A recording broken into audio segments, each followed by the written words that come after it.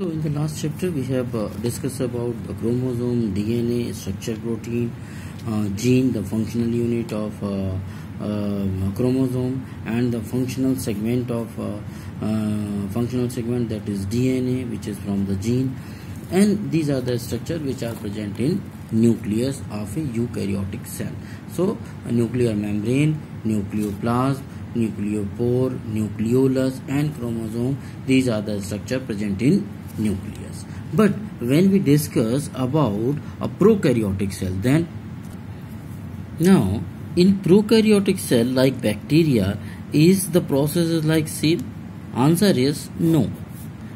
The main difference in prokaryotic and eukaryotic is actually the nucleus. In case of bacteria, what will we see? We see that this is the structure of, suppose this is the structure of bacteria. The chromosomal material are present here. Actually, it is shown that this is present inside or in inner part of the cell. But actually, because of the nucleic material are acidic in nature, so they are present in the center or in an area. These chromosomes are not enclosed by any membrane, or you can say that the nuclear membrane is absent in case of bacteria. Whereas if we can see any eukaryotic cell, what will we see? We see a nuclear membrane, and inside a nuclear membrane chromosomes are present. These are the chromosome or the chromatin structure.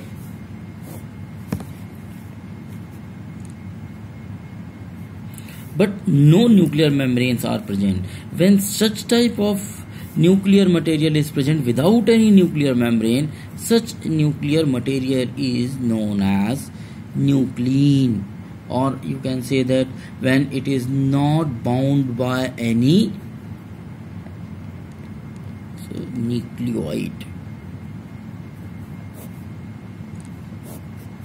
So यहाँ पर जहाँ पर nuclear membrane नहीं है, केवल chromatin material मौजूद है, ऐसे स्ट्रक्चर को हम कहते हैं क्या? Nuclide. And you all know that this is the main difference in case of prokaryotic and eukaryotic cells. So in prokaryotic, the nuclear material is not defined well as in eukaryotic cell. In eukaryotic cell, nuclear material is enclosed by a membrane known as nuclear membrane. But in prokaryotic, the nuclear material is not defined by any structure and only condensed in a place. So you can say that the undefined nuclear region which not covered by any membrane, such undefined nuclear region or containing the chromatin material or nucleic acid, the structure is known as nucleoid. Actually in prokaryotic, there is no organelle or no substance present which is enclosed by any membrane. As in case of eukaryotic cell, you have seen that nuclear membrane is enclosed by chromatin material enclosed by nuclear membrane. You will see mitochondria, you will see chloroplast, and so many organelles. But in case of bacteria or in prokaryotic cell, you doesn't find any structure which is enclosed by any membrane. So all our structure are membraneless. This is the concept which you have to be learned out. So what are the structure and how this prokaryotic cell will be formed? As it clear from the prokaryotic word itself, pro means primitive, initial, and karyotic means karyon means nucleus. A initial nucleus is known as prokaryotic. It means a nucleus without membranous structure is known as prokaryotic cell. If you go a structure of a prokaryotic cell, what will you find? At the outer you will form cell wall. Inside the cell wall, this is plasma membrane. Plasma membrane is somewhere swollen like this. Nuclear material or chromosomal structure is not enclosed by any membrane, but it is present inside the structure. Some thread-like structure known as flagellas are present, and a structure known as ribosome. It is present. So what are present? If we have to draw a diagram of a prokaryotic cell, what is this? Is cell wall. Inside the cell wall is plasma membrane. These are known as flagella,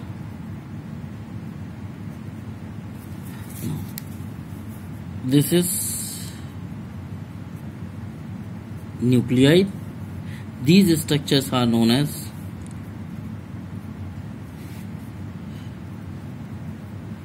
ribosomes, and this structure, the engulfed structure, is known as mesosomes.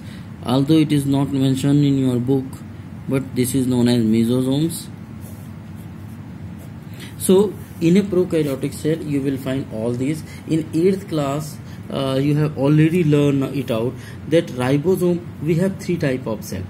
In case of any cell, whether it is bacteria or prokaryotic, eukaryotic, the organelle present inside. Organelle, what are organelle? I have already told you, whatever the substance present inside the cytoplasm is known as organelle.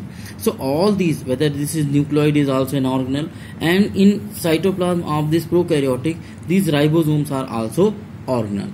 Organelles are classified in 3 groups: double membrane, single membrane, and non-membranous. Ribosome also comes under non-membranous structure. तो इसके चारों तरफ भी कोई membrane नहीं है, nuclide के nuclear या क्रोमेटिन मटेरियल की चारों तरफ भी कोई मेम्ब्रेन नहीं है, और कोई स्ट्रक्चर इसमें होता ही नहीं, इसमें माइटोकॉन्ड्रिया नहीं है, इसमें नहीं।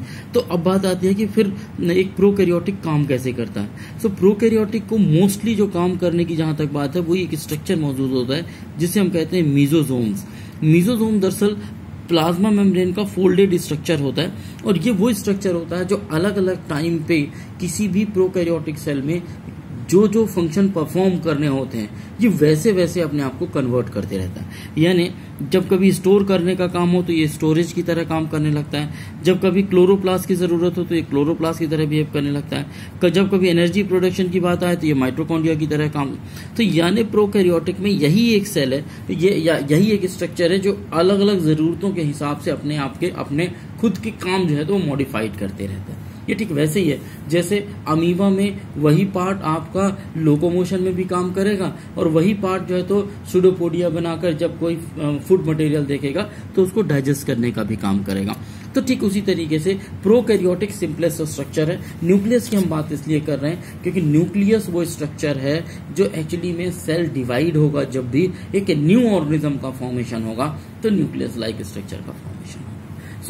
या यूं कहिए कि एक न्यू स्ट्रक्चर का जब फॉर्म होगा तो उसमें भी न्यूक्लियस होगा, और न्यूक्लियस ही डिवाइड होके उन दोनों सेल में सिमिलरिटी या एक ही जैसे कैरेक्टर को रिप्रेजेंट करने का काम करता है ना। जहाँ तक साइटोप्लाज्म की बात करें तो किसी भी प्लाज्मा मेम्ब्रेन के अंदर कि ज़्यादा होगा, तो यदि हम प्रोकैरियोटिक यूकैरियोट दोनों के एक साथ लें तो प्लाज्मा मेम्ब्रेन के अंदर जो भी फ्लूइड लाइक स्ट्रक्चर मौजूद है वो सब का सब क्या है, साइटोप्लाज्म है। और ये साइटोप्लाज्म को जब आप स्टेन करते हैं, जब कलर करते हैं तो बहुत लाइटली स्टेन लेता है, और जितने भी ऑर्गेनल्स या जो भी स्ट्रक्चर इसके अंदर मौजूद होंगे वो सब के सब ऑर्गेनल की कैटेगरी में आएंगे। जहाँ तक रही बात यूकैरियोटिक की, तो यूकैरियोटिक में साइटोप्लाज्म के अंदर ढेर सारे ऑर्गेनल मौजूद होते हैं, उसमें माइटोकॉन्ड्रिया भी आता है, उसमें न्यूक्लियस भी आता है, उसमें जो है तो क्या नाम से गोल्गी बॉडी भी आता है, उसमें इंडोप्लाज्मिक रेटिकुलम भी आता है। तो ऐसे करके बहुत सारे हैं, चाहे वो आप माइटोकॉन्ड्रिया कह लीजिए, ये भी एक स्ट्रक्चर है जो साइटोप्लाज्म के अंदर आएगा, न्यूक्लियस भी एक स्ट्रक्चर है जो आएगा, फिर उसके बाद गोल्गी बॉडी भी आएगा।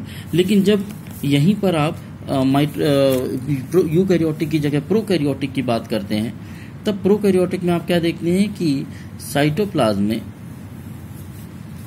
ना तो न्यूक्लियर मटेरियल जो है तो क्या नाम से मेम्ब्रेन बाउंड है, और ना ही कोई दूसरा ऑर्गेनल ऐसा मिलता है जो मेम्ब्रेन बाउंड है। यानी कि प्रोकैरियोटिक सेल्स में या प्रोकैरियोटिक स्ट्रक्चर में जो साइटोप्लाज्म होगा उसमें कोई भी ऐसा ऑर्गेनल नहीं होगा जो मेम्ब्रेन बाउंड हो। No membrane bound organelle